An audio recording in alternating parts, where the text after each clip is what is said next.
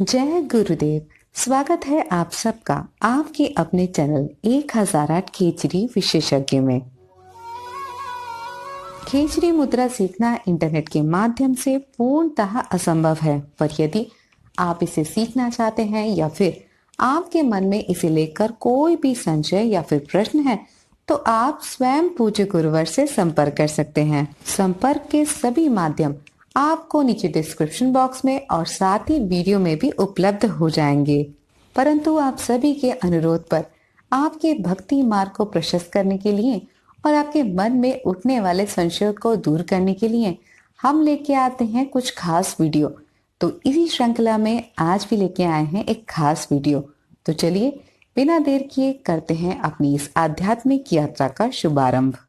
अधिकांश लोगों के मन में ये प्रश्न होता है कि उनके जीवन में सुख कब आएगा या फिर उनके जीवन के सभी कष्टों का अंत कब होगा। अगर आपके मन में भी यही प्रश्न है तो आज का वीडियो खास आपके लिए है, तो इस वीडियो को ध्यान से समझने की पूरी कोशिश कीजिएगा। भगवान श्री कृष्ण ने गीता में कहा है कि संसार में कुछ भी स्थिर नहीं है, कुछ भी सदैव के लिए नहीं होता है। अगर आज एक शिशु का जन्म हुआ है तो समय के साथ वो युवा भी होगा, वृद्ध भी होगा और अंत में मृत्यु को प्राप्त होकर पंच तत्वों में विलीन भी होगा। उसी प्रकार अगर आज सर्दी है तो कल गर्मी भी आएगी, और अगर आज दुख है तो जीवन में कल सुख भी आएगा, क्योंकि इस संसार में कुछ भी सदैव के लिए नहीं होता है। भगवान कहते हैं कि मनुष्य को दुख उसके इंद्रिय बोध के कारण होता है। अब आप सोचेंगे कि इंद्रिय बोध क्या है, तो सुनिए। अधिकांश मनुष्य इंद्रिय सुख की कामना करते हैं और जीवन पर्यंत उसे ही पाने का प्रयास भी करते रहते हैं। स्मरण रखें, इंद्रिय सुख क्षणिक होता है। मान के चलें, आज किसी एक वस्तु को पाना आपके लिए प्रसन्नता है, तो कल किसी दूसरी वस्तु को पाना आपकी प्रसन्नता होगी। प्रसन्न रहने की ये अंधी दौड़ जीवन पर्यंत चलती रहती है।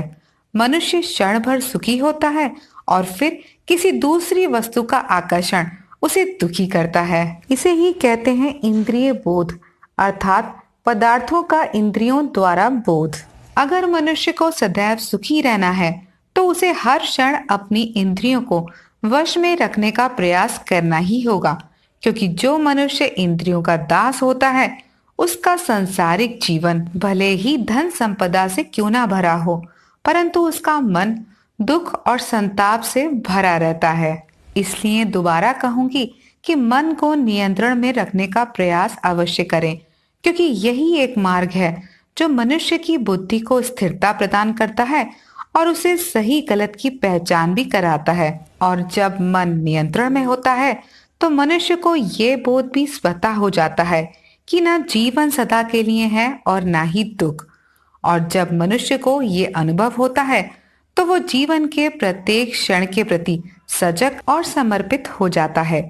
इसीलिए एक बात तो आपसे अवश्य कहूंगी कि जीवन में जब भी दुख आए तो धैर्य और संयम का साथ कभी ना छोड़ें। हमेशा स्मरण रखें कि आज दुख है तो कल सुख का आना तय है, परंतु कभी कभी मनुष्य इस बात को भूल जाता है और कुछ ऐसा करता है जो उसके आने वाले भविष्य को अंधकार में धकेल देता है।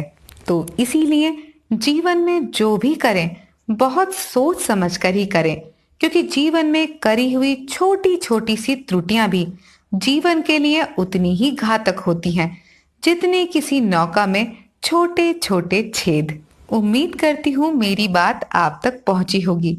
चलते चलते आपसे इतना अवश्य कहूंगी कि मनुष्य का जीवन अपने आप में सौभाग्य का सूचक है। इसलिए परिस्थितियां कैसी भी हों, अपने आप को सदैव भाग्यशाली ही समझें। और एक बात सदैव स्मरण रखें, जितना बड़ा दुख होगा उतना ही बड़ा सुख भी होगा, क्योंकि बिना दुख के सुख का कोई अस्तित्व नहीं होता। इसीलिए अच्छे कर्म करते रहिए और ईश्वर से प्रेम करना कभी मत छोड़िएगा। इसी विचार के साथ आज के लिए बस इतना ही। फिर मिलेंगे अगले वीडियो में, तब तक के लिए जय गुरुदेव, जय बद्री विशाल।